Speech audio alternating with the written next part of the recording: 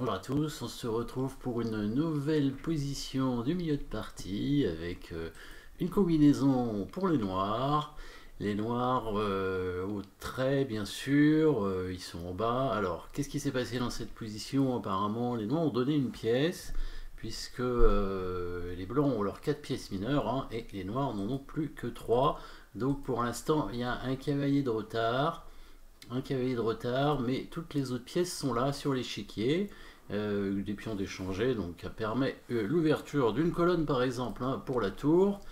Et quand même une attaque potentielle hein, pour les noirs avec l'aide de leur cavalier bien implanté devant le roi.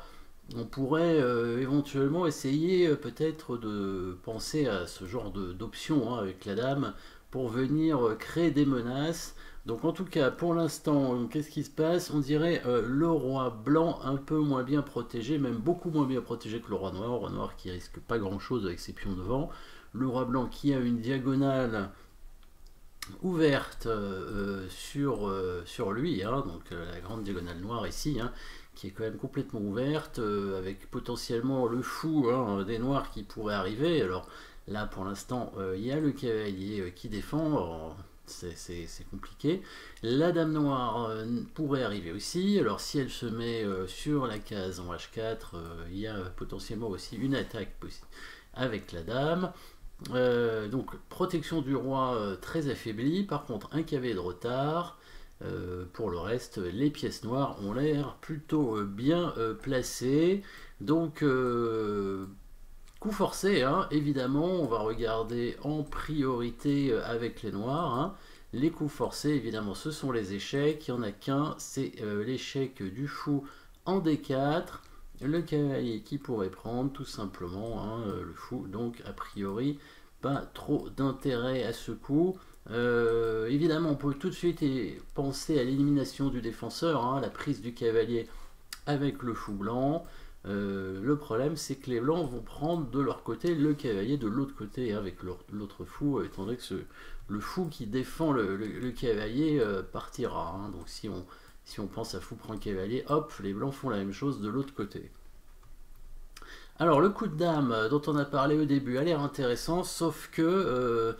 alors il y avait avec une attaque double d'ailleurs, hein, très très intéressante du coup avec l'attaque même presque triple, puisque on attaquerait avec la dame à la fois le pion H2, la tour non protégée en E1, donc ça très important pour la tactique, voir les pièces non protégées. On remarque une autre pièce non protégée ici, la tour en B6, hein, pièce non protégée aussi, donc du coup si la dame vient en H2, en H4, ça a l'air très fort, puisque il y aurait aussi une troisième menace avec cet échec qui gagnerait au minimum la tour ici, sauf que les blancs ont un coup de défense, et oui, un coup de défense qui va parer toutes ces menaces en même temps. C'est la dame blanche qui peut revenir protéger, hein, on va regarder ça sur le coup dame H4 qui menacerait trois choses en même temps. Et ben la dame blanche va venir protéger, défendre tout en même temps aussi. Pas de chance pour les noirs. Donc il faut prévoir tout ça. Ce qui est difficile, c'est qu'évidemment, il faut prévoir la défense de l'adversaire. Hein, et donc l'anticiper pour l'empêcher. Et oui, pour l'empêcher. Et donc le premier coup, c'est bien un coup forcé, mais c'est un coup qui va empêcher la défense principale des blancs. La défense principale des blancs qui est d'amener la dame ici, hein, pour éviter que la dame noire ne crée trop de menaces. Donc un coup forcé, c'est-à-dire une menace évidemment très forte, hein, donc ça peut être un échec, mais bon là on a vu que l'échec n'est pas bon. Menace de mat évidemment, mais aussi l'attaque des pièces, et l'attaque principalement l'attaque de la dame ici, puisque c'est la pièce qui gêne les noirs. Donc ici on va faire ce qu'on appelle une interception, hein. On a déjà vu ce thème de combinaison. Évidemment vous pouvez mettre la pause à tout moment hein, pour chercher le coup. Tour en C3 protégé par le fou ici. Le coup de tour qui va donc intercepter la dame, puisque si la dame prend la tour, elle est perdue, prise par le fou. Au passage d'ailleurs, hein, ça va, si jamais le cavalier prend la tour, ça va dévier le cavalier. On a vu que c'était un défenseur important aussi de la case du fou en D4. Donc par exemple, sur le cavalier qui prend la tour, les noirs pourraient faire échec avec leur fou directement, ou bien, comme on a dit, amener la dame. Hein, c'est à peu près pareil. Hein. Je pense que c'est une interversion de coup, étant donné qu'il va y avoir a priori ce coup de fou qui va arriver assez rapidement. Surtout si le cavalier vient protéger les deux menaces principales qui sont le pion H2 et la tour E1. Cette fois, on va amener le fou en D4 pour faire échec. Et oui, parce que si le cavalier prend le fou, les blancs vont être mat très rapidement, hein, en deux coups en fait, hein, avec dame prend H2 échec, suivi de dame H1, encore une déviation d'un défenseur. Du coup, le cavalier ne prendra pas le fou, le roi va être obligé de se mettre dans le coin, et là on a une façon de mater assez... de façon forcée, hein, assez rapidement, hein, en 5 coups en fait je pense, hein, maintenant 5 coups ici, avec les noirs, avec que des coups forcés. On va commencer donc par... Alors on peut commencer par l'échec du cavalier en F2, hein, ça paraît, ça semble être le coup... En fait il y a deux façons de mater, soit on met le cavalier en F2, soit on essaie d'être plus joli, de faire quelque chose de plus joli en sacrifiant la dame directement sur le pion en H2 ici. Voilà, dame prend H2 qui va mater avec le cavalier le fou. On dévie donc le défenseur, le cavalier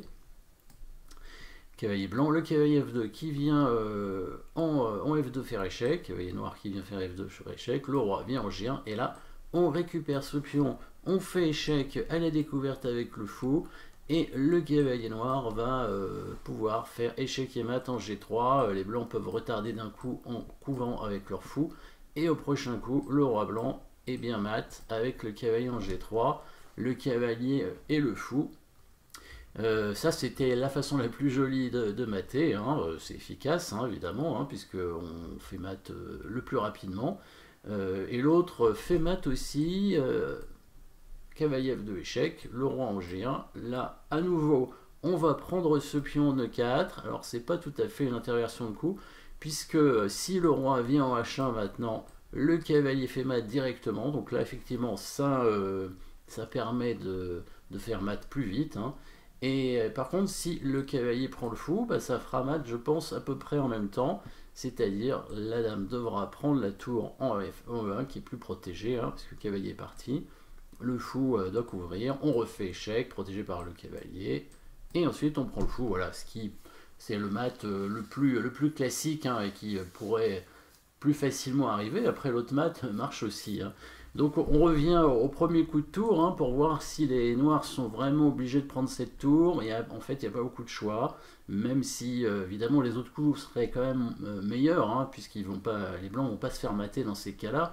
Par exemple sacrifier la dame sur la tour, hein, ce serait mieux, mais évidemment les noirs joueraient tout simplement avec une dame en plus contre une tour, mais toujours de l'attaque, hein, avec la dame qui va arriver ici, avec à la fois la menace sur la tour, la menace sur le pion, et aussi la menace sur l'autre tour, hein, ce qui fait que là c'est imparable. Par contre, les blancs vont être obligés d'abandonner une tour, probablement faire quelque chose comme ça, roi H1, et les noirs reprendraient la tour de l'autre côté avec la dame. Donc les noirs auraient quand même beaucoup de matériel en plus, hein, avec toujours une attaque d'ailleurs, hein, puisqu'on a encore la dame et le cavalier, hein, qui peuvent continuer à créer des menaces sur le roi blanc. Si la dame bouge et tente de s'enfuir en revenant au D1, bah, il y a une façon de l'enfermer toute simple avec le cavalier. Voilà, on va gagner la dame, elle n'a plus de cases tout simplement. Et si la dame tente d'aller ailleurs, hein, par exemple en B1, bon, maintenant la tour est toujours pas protégée, donc la dame noire arrive en H4, hein, avec toujours les mêmes menaces dans tous les sens, hein, en F2. Et là il n'y a pas le coup de défense cavalier F3 d'ailleurs, hein, puisque il y a la tour noire qui pourrait se sacrifier dessus, afin c'est pas un vrai sacrifice, puisque après on va récupérer la tour, hein, qui ne sera de toute façon pas protégé après cette prise du cavalier. Voilà, jolie combinaison dans cette position avec premier coup de tour en C3. Merci d'avoir suivi cette position et à très bientôt.